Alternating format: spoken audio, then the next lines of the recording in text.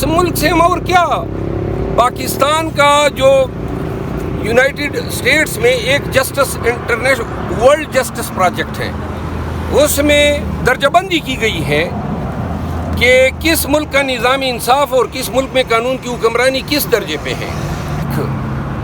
Total ہیں اس میں 118 number پہ درجہ بندی پاکستان کی 6 ماہ قبل تھی, اور مجھے یقین ہے کہ یہ جو الیکشن چوری ہوئی ہیں اس سے اب دوبارہ اگر درجہ بندی ہوگی تو پاکستان 128ویں نمبر پہ آئے گا. انڈیا 69 نمبر پہ ہے, اور ہم سے جو پیچھے ہیں وہ صرف افغانستان کا رول آف لا ہے, وہ جو ہے 121ویں نمبر پہ ہے. اچھا سر, ٹریان کیس مینشن ہوا ہے, اس کے علاوہ یہ مینشن ہوا ہے کہ پولیٹیکل کیسز میں انٹرفیئر ہوتا ہے اور ابھی بھی ہو رہا ہے. جی, تو آپ کیا سمجھتے ہیں؟ آپ یہ ٹریان کیس میں جو جج صاحبان نے یہ بیسیکلی فرد جرم ہے چیف جسٹس عامر فاروق صاحب کے خلاف. یہ جوڈیشل مس کنڈکٹ کے زمرے میں آتا ہے, اور یہ ضرور پراب ہونا چاہیے عدلیہ کی اپنی بھلائی کے لیے, قانون کی حکمرانی کے لیے, اور ان چیزوں سے پہلوتئی نہیں کرنی چاہیے. ٹھیک ہے سر, جلسے کے حوالے سے کافی سیریس کیسز میں ان کو سزا ملی ہے, تو کیا یہ خط کے بعد ان کو جو سزائیں ان میں کوئی فرق پڑے گا؟ دیکھیں یہ خط کیا کہہ رہا ہے, من مانی بینچز بنائے جا رہے ہیں. یہی بات شوکت عزیز صدیقی صاحب کہہ رہے تھے کہ من مانی بینچز بنتے ہیں, سزائیں ہوتی ہیں.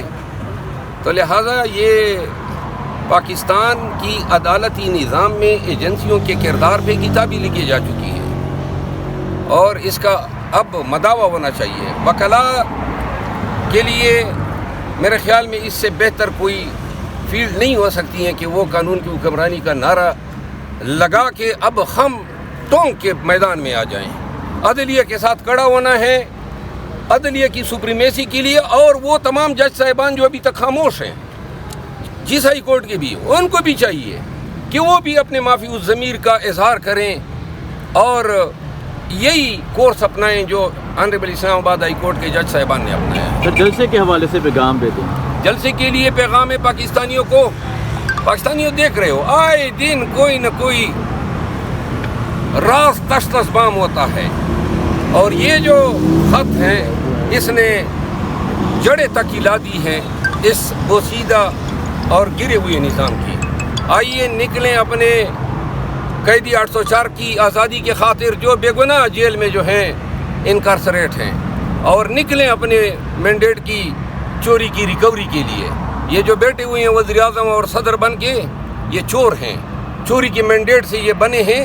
ان کا کوئی استحقاق نہیں ہے کہ پاکستان کی نمائندگی کریں. انہوں نے آئین کو توڑا ہے, آئین کو پامال کیا ہے. جو ہم 2 سالوں سے چیخ چیخ کے قوم کو بتا رہے تھے کہ ساری چیزیں کمپرومائز ہیں, جب ہائی کورٹ کے جج صاحبان پہ اس طرح یہ ہاتھ ڈال سکتے ہیں تو اسسٹنٹ کمشنر اور ڈپٹی کمشنر جو ARO DRO تھے ان کی اوقات ہی کیا ہے.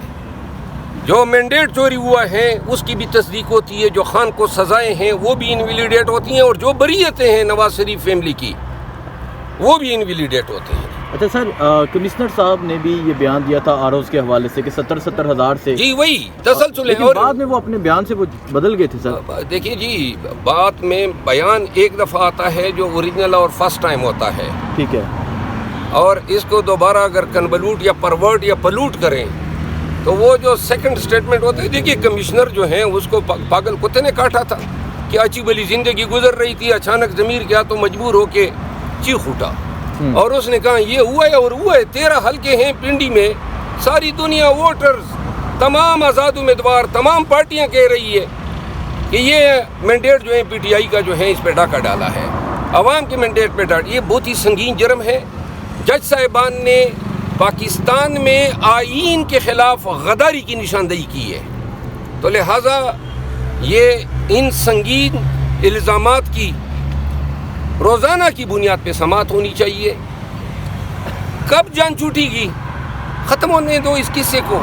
روزانہ ایک نہ ایک جو ہے کڑا ککل جاتا ہے, یہ ہو رہا ہے وہ ہو رہا ہے. اب تو لہٰذا گزارش یہ ہے پاکستان کو بچانا ہے تو پاکستان میں قانون کی حکمرانی کو لانا ہے, اور اگر پاکستان کا بیڑا غرق کرنا ہے تو جس طرح ایبٹ آباد واقعے پہ عدلیہ خاموش رہی, سلالہ ٹیک پہ خاموش رہی, APS پہ خاموش رہی, 12 مئی کراچی کے واقعات پہ خاموش رہی, 9 मई के वाक़यात पे आज तक खामोश हैं, इस पे भी खामोशी इख्तियार कर ले। मुल्क का पट्टा वैसे ही बैठ रहा है, तो लिहाजा फिर तैयारी करें कुल पढ़ने की, क्योंकि खान साहब की जो सज़ाएं हैं वो इस एक लेटर ने उनको इनवैलिडेट कर दिया है। शहबाज शरीफ, नवाज शरीफ और PDM की जितनी बरीयतें हैं उन तमाम बरीयतों का इन्होंने आईना दिखा दिया है। और पाकिस्तान तहरीक इंसाफ ये मुतालबा करती है कि न कि सिर्फ इसके ओपन ट्रायल हो, पूरी दुनिया देखे कि किस तरह पाकिस्तान की अदलिया जो है अपने घर को बचाती है कानून की हुक्मरानी के लिए और अदलिया की अपनी आज़ादी के लिए। और सलाम पेश करता हूँ इस्लामाबाद हाई कोर्ट के इन तमाम 6 जज साहिबान को, ठीक है, जिन्होंने इंतहाई जुर्रत का मुजाहरा किया है। और आज इस बड़ी बुलंद ये जो बिल्डिंग है आलीशान, आज इसकी कदर हमें महसूस हो रही है कि इसमें बैठे हुए लोग बड़े कदरदान लोग हैं। ठीक है। अच्छा मडवर साहब, ये बता दें कि वकला chief justice Islamabad high court justice Aamir Farooq के इस्तीफे का मुतालबा कर रहे हैं, आप क्या कहना चाहेंगे इस हवाले से? मैं चूँकि इसमें आमिर फारूक साहब पे बराह रास्त इल्ज़ामात आयद किए हैं कुलीग जज साहिबान ने, और ये कोई लिटिगेंट की ज़बान नहीं है, न किसी वकील की ज़बान है, ये इसी हाई कोर्ट की 6 जज साहिबान की ज़बान है, यानी इस हाई कोर्ट की ज़बान है। बड़े ही संजीदा इल्ज़ामात हैं। फाजिल chief justice Islamabad high court को मेरी राय में मुस्तफ़ी होना चाहिए। बैरिस्टर गौहर से अभी यही सवाल किया था, वो कहते हैं कि हम ये मुतालबा नहीं करते। बैरिस्टर गौहर साहब अपनी ज़ाती राय रखते होंगे या पार्टी की पॉलिसी वो बयान कर सकते हैं, मैं अपनी ज़ाती राय ये बयान कर रहा हूँ। ठीक है। काजी फायद ईसा साहब से क्या एक्सपेक्ट करते हैं आप इस हद को लेके?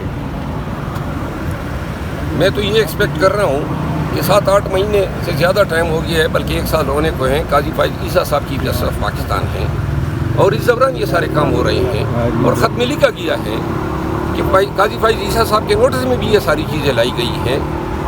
ये इस ख़त का इंतज़ार नहीं करना चाहिए था, बल्कि अस खुद नोटिस पहले से लिया जाना चाहिए था। पॉलिटिकल केसेस में सर सरप्राइज देने जा रहे हैं। जलसे की इजाज़त मिल गई है। अजीम उल-शान जलसा होगा 6 अप्रैल को रात 10 बजे परेड ग्राउंड में।